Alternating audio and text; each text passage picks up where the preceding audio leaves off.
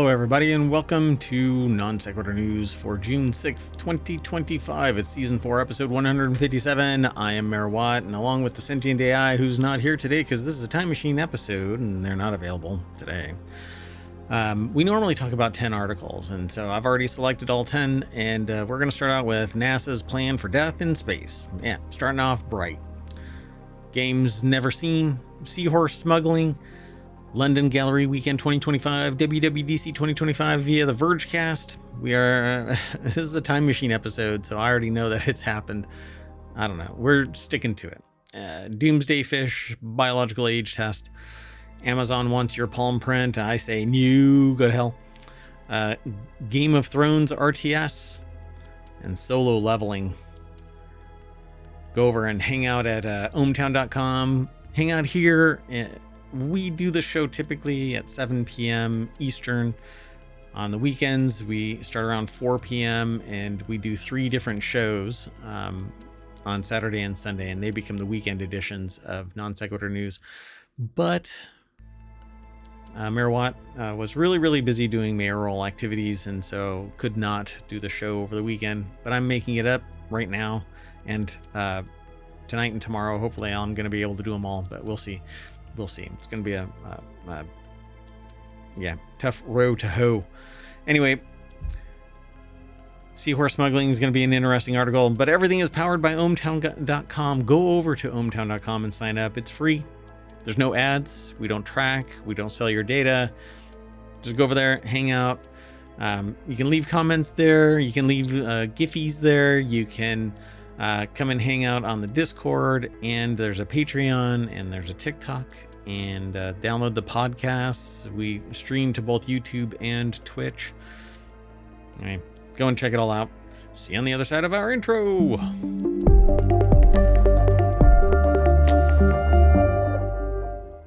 All right, let's get going. This first article is over at FourWheelTech. How NASA plans to deal with death in space. So no American space mission has left the remains of a lost astronaut floating in the final frontier, but NASA has a plan if it does happen. The article is by Ryan Eric King over at jalopnik.com. NASA's current ISS death procedures revolve around a modified military-grade body called the Human Remains Containment Unit, HRCU. According to Scientific American, the grim piece of equipment was brought to the station in 2012, like how morgues on terra firma rely on refrigeration to slow human decomp. The HRCU would be integrated into the refrigeration system on the ISS if used and stored in a non-pressurized area. This is in addition to an absorbent lining and screw-on charcoal filter canisters. The goal was to give NASA flight directors a 72-hour window to decide their course of action. A burial in space isn't an ideal option at the moment. Drop him into orbit, right? Without a medical examiner, NASA trains its crew to conduct in-mission forensic sample collection. The surviving astronauts would photograph the body, then collect the samples of hair, tissue, blood, other fluids, while on the worst telemedicine call of all time with NASA's flight surgeons. This is like the kind of thing that horror movies are written about, some little alien. Anyway. The reaction to Apollo 1 served as the impetus for the White House to make preparations of its own. Bill Safire, President Richard Nixon's speechwriter, prepared a speech in case disaster struck Apollo 11. I think that's what that's supposed to be, Apollo 11 or Apollo 1. Yeah, the death of the entire Apollo 1 crew during a rehearsal nearly ended the lunar program before it left the ground, so to speak. Armstrong and Buzz Aldrin began with the line, "Fate has ordained that men who went to the moon to explore in peace will stay on the moon to rest in peace." It is of the time. Anyway, while Armstrong and Aldrin touched down on the moon and safely returned, NASA hasn't, or so they say, NASA hasn't escaped tragedy since Apollo 11. So, yeah, there's people that really truly believe that humans didn't land on the moon, but all right. Yeah, of course not. The aliens would totally kick us off, right? They want all that cheese all for themselves. Now, the next article is over on the Mobile channel. Here are games you'll never see at Summer Games Fest showcases. So, Summer Game Fest is officially here. The de facto replacement for E3 has returned for another year with today, June 6th, featuring the flagship Jeff Keighley hosted Summer Game Fest event. I'm going to go back and I'm going to watch all of this over this coming week and kind of real time give my perspective about stuff. I'm not particularly a subject matter expert of any kind in the gaming industry, but I think that it's a fun discussion point. So all of these games, some of them are fun, some of them look like how did this get made kind of stuff. Anyway, this includes Wholesome Direct, Latin American Game Showcase, Xbox Game Showcase, PC Gamers, PC Gaming Show, the Death Stranding 2 event, Black Voices and Gaming Showcase, just to name a few. Summer Game Fest. There was a lot going on Friday. Today, it's a Time Machine episode, so remember that. So, Anna Valens put this article together. It's over at Vice.com. The deck statement says some are real, some are fake, some could be real if Valve would let them be real. So what do they say? Project Mix. Plectrum Soft is doing something incredible, designing a 3D narrative-driven VR game that places the player right in an anime world without suffering from any uncanny valley effect. It's so smooth, it's seamless. I hope that's real. Regardless, Project Mix should absolutely be on your Steam list. 1 second. We're doing this show live, so I can do this kind of stuff. Project Mix. Oh, look at that. Oh, there's a demo. VR Cyberpunk Bartending. Project Mix. Is that really what it is? Add to your wish list. I love VR. I don't get to play it very much. I got whole room VR, but upcoming Cyberpunk VR bartending game, and while yes, others are quick to compare it to Sukaban Games VA11 Hall A, there's clearly much more to the title than just a similar setting with a realistic, related aesthetic. Project Mix looks to be an in-depth VR experience, complete with romance options and apartment hangouts. Imagine a visual novel brought to life right in front of you, offering a wider story to unravel and explore. Oh, well.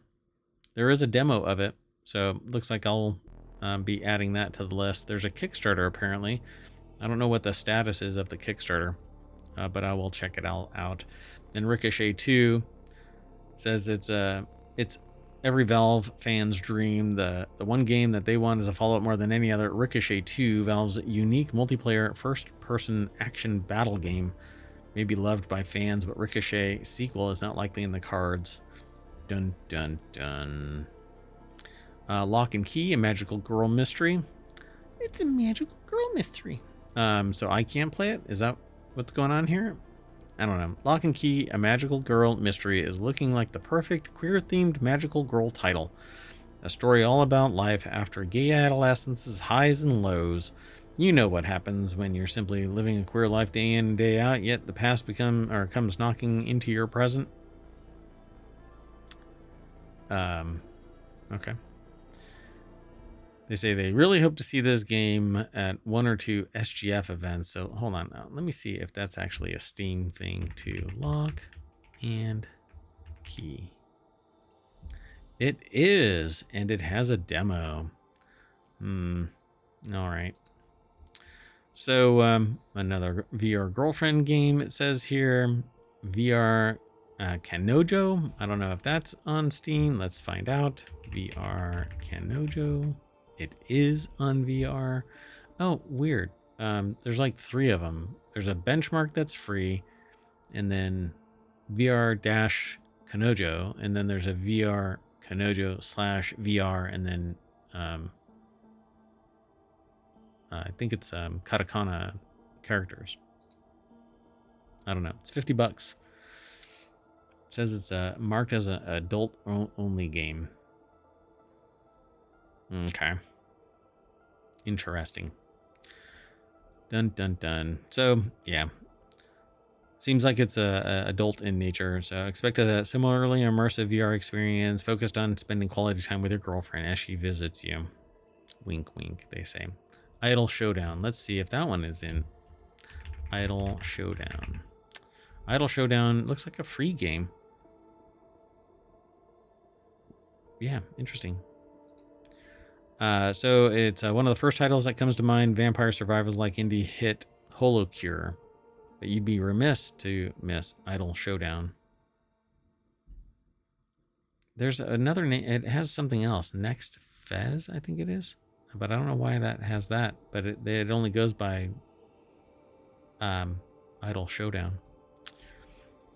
So it's let's see. When VTuber viewers think of HoloLive fan games, one of the first titles that come to mind is vampire survivors like indie hit HoloCure. Let's keep going though. Team Fortress 3. Sigh, please Valve. I just want to play an updated version of Team Fortress 2. I'm begging you. I will give you all of my hats. Yeah, who knows if that one will actually manifest. All right, let's keep going. I never knew that this was a problem, but apparently seahorse smuggling is a big problem. Despite this is not a euphemism for anything either. Despite global efforts to protect these beloved aquatic creatures, between 2010 and 2021, authorities seized around 5 million individual seahorses worth more than $21 million. Why? Yeah, I don't know.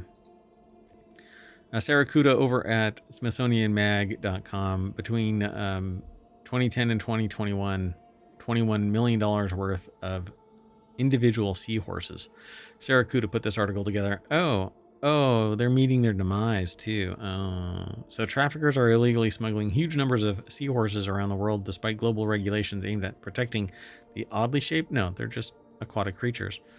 The seizures we analyzed are based only on records that they could find, said lead author Sarah Foster, an oceans and fisheries researcher from the University of British Columbia's Project Seahorse Initiative, in a statement. Yet even this limited window reveals a global problem, showing that the true scale of illegal seahorse trade is likely much larger.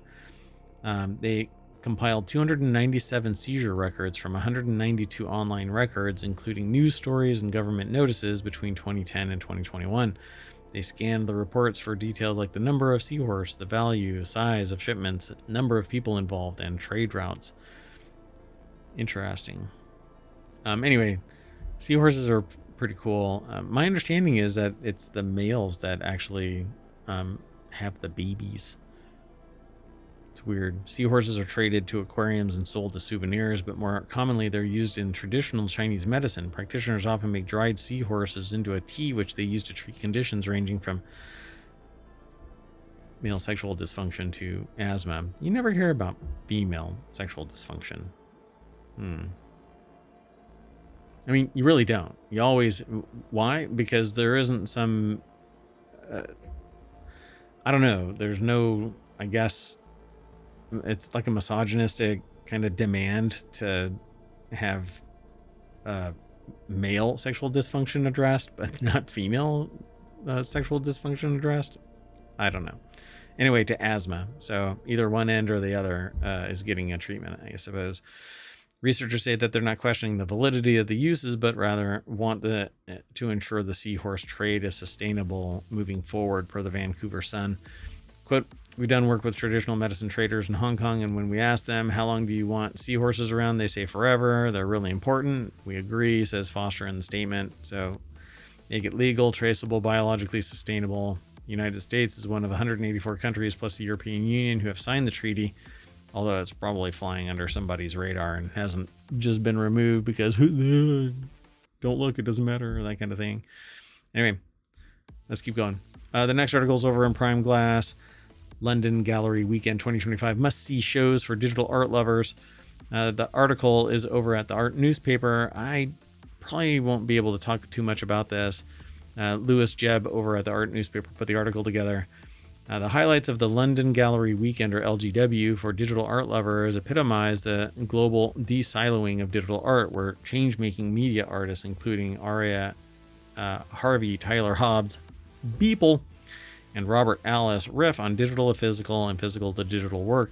They represent a multi-generational vanguard in media art where painting, craftwork, sculpture can be outcome or output of working with video, code, blockchain, artificial intelligence, LGW dovetails nicely with the conclusion sessions at the first South by Southwest London festival.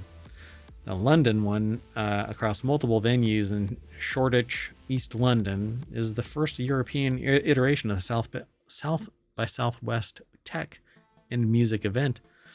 Long established in Austin, Texas, and has added a strong visual arts strand to the South by brand.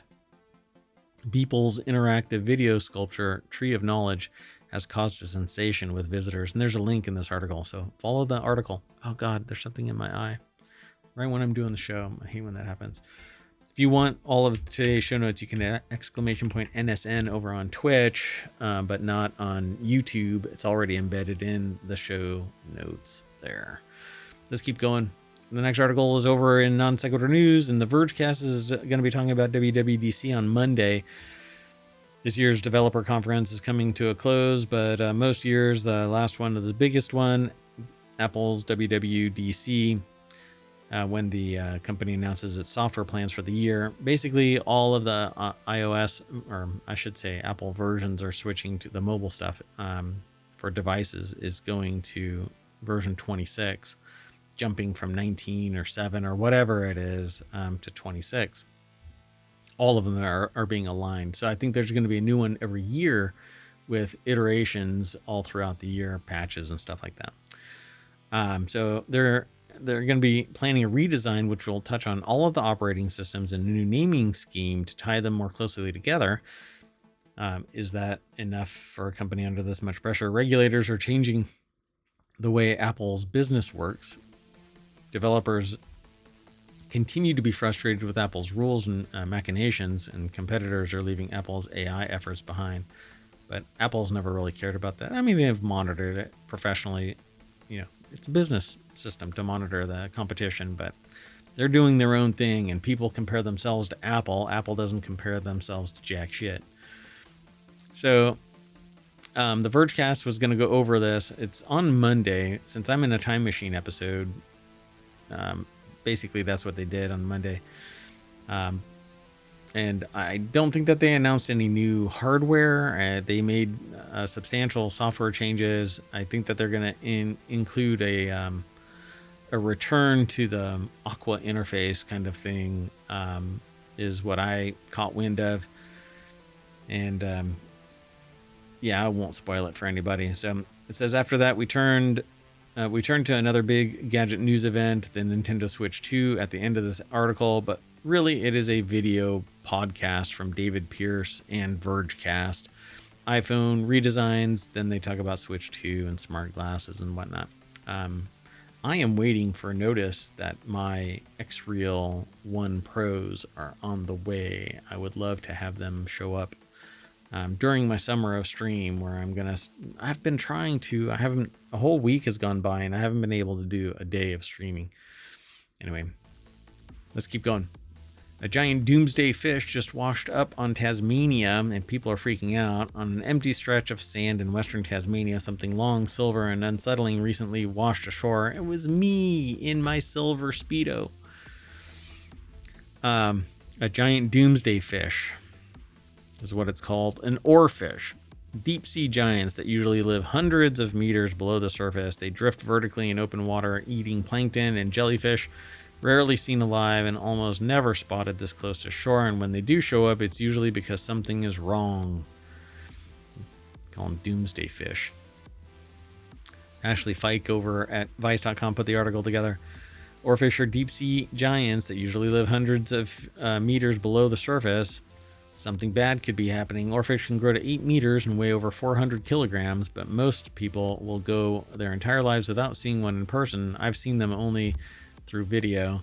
This hasn't stopped people from reading into their rare appearances. A Japanese folklore, oarfish are believed to rise to the surface ahead of natural disasters, earning them the nickname Doomsday Fish.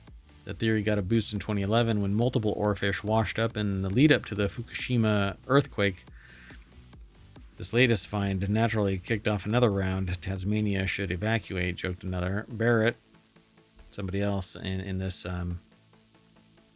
Neville Barrett, a fish biologist at the University of Tasmania, isn't convinced. There's no real evidence there's any land. correlation isn't causation. It's a big word. Anyway, Barrett isn't convinced. There's no real evidence of any linkage still. While when a ghostly ribbon-like creature floats from the deep, it's not hard to wonder what might be on the way. I wish they had a better picture of the oarfish, but let's keep going.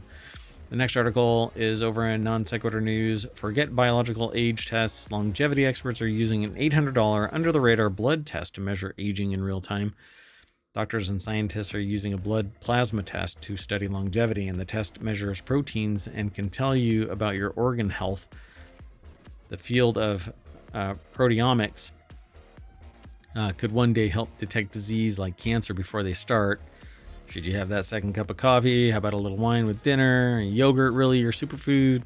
Scientists are getting closer to offering consumers a blood test that could help people make daily decisions about how to eat, drink, and sleep.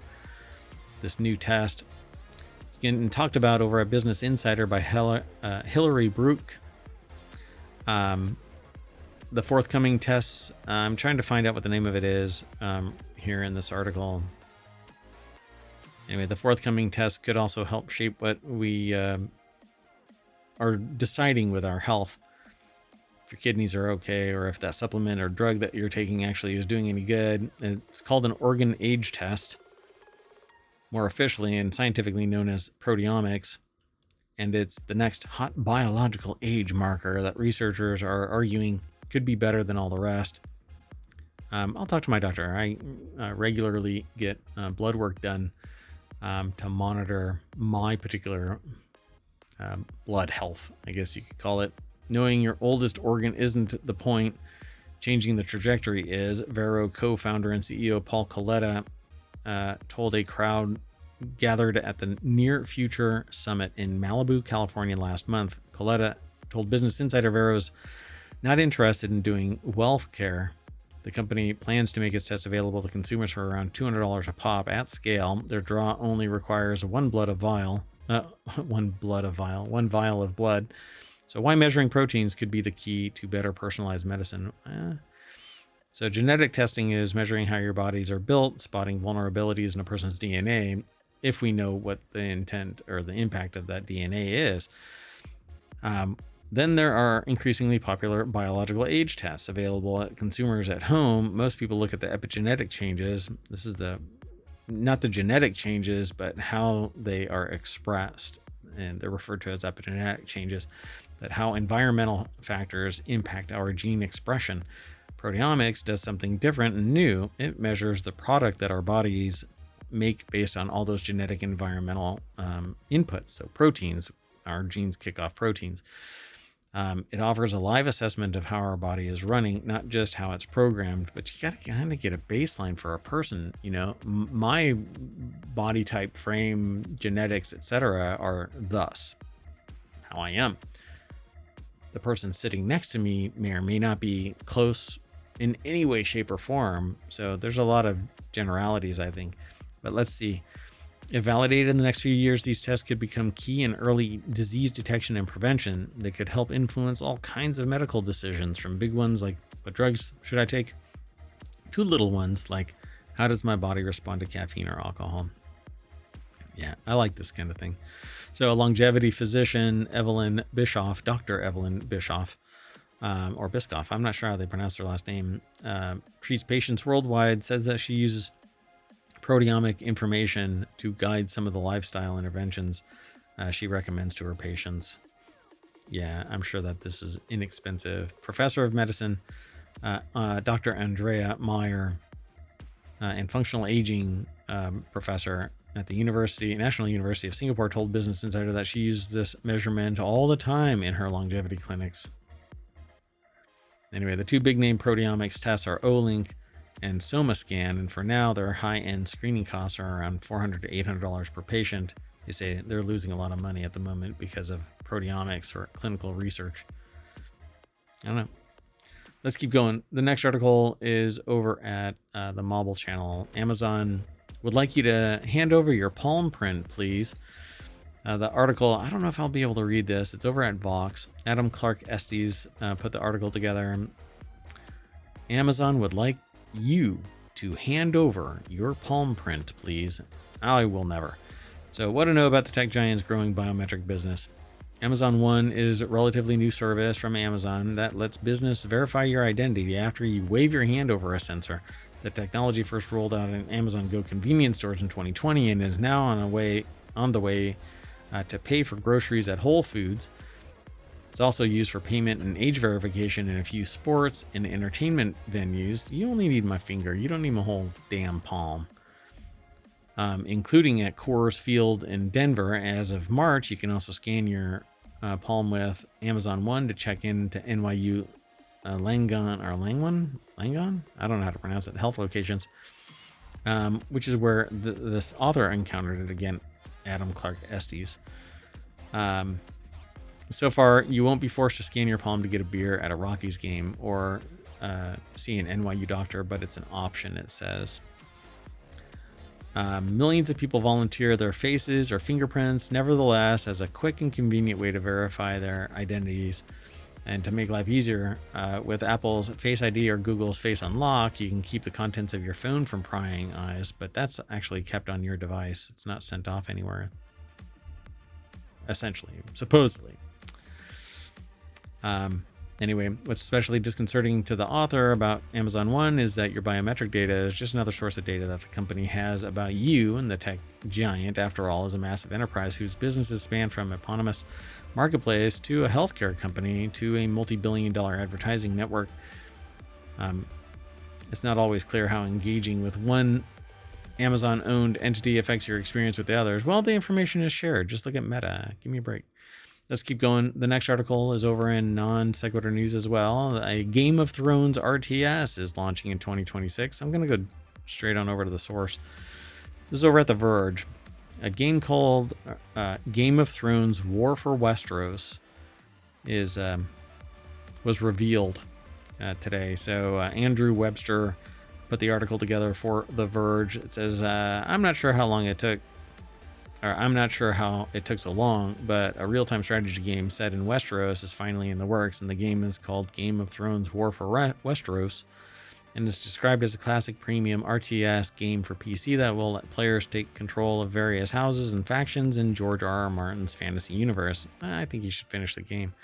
Anyway, it says the War for Westeros.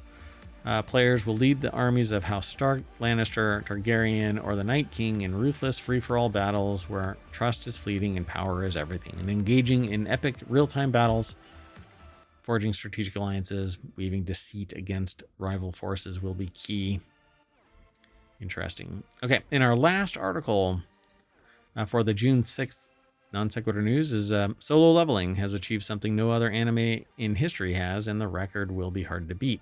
Solo Leveling's meteoric rise as a high-performing anime was anticipated, yet the series still brandishes an unprecedented performance in terms of global reception based on successful manhwa.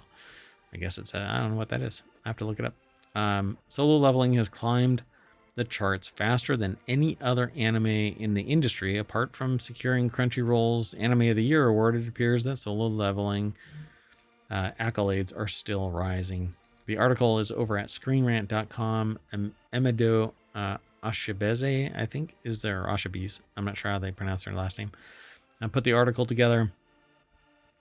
It has surpassed even One Piece in user ratings, but One Piece is huge, like in the number of episodes and stuff like that. The iconic adventure anime boasts a 4.9 star rating based on over 596,000 user ratings on Crunchyroll, a record that appears to have been smashed by Solo Leveling. It's reached a 4.9 rating over 806,000 ratings. Wow, creating a milestone no anime on the platform has ever achieved. I'll have to check it out. I've been subscribing to Crunchyroll for, I don't know, probably a year, and I haven't watched any of it. So it's already gained significant achievements, even though the story hasn't even peaked. Other anime stories or series like Demon Slayer and Cyberpunk Edgerunners, which have won Crunchyroll awards, tend to succeed well over time. For Solo Leveling, that much is expected, as the series has barely scratched the surface of the manhwa's plot, yet it has managed to secure monumental achievements. I'm gonna have to go and check it out. I think you should too. And then come and talk to us here in ohmTown about solo leveling. I'd heard about it, but never picked it up. So I'll have to do that. But that's it for today. I am out of here. I'm going to try and play catch up for today, which is we're in the time machine. So this is Friday, but I'm going to shut down. I have to retool and do Saturday and Sunday shows and Monday shows, but I probably won't be able to because I have to, I've got mayoral duties again today. So anyway, it's rough being mayor. Anyway, we're going to achieve what no other anime in history has ever done, and that's go back to the front page of ohmTown over at ohmTown.com, where you should go and sign up, become a citizen, and then come and hang out with us here on Twitch and YouTube, and download the podcast. There's a lot of them. There's somewhere around 3,000 episodes now. I don't really know. It's just an insane amount. But we've done one every day. This is the 4th year now. So and then on the weekends, we actually do 6 different shows. Just check us out. See you soon. Bye-bye.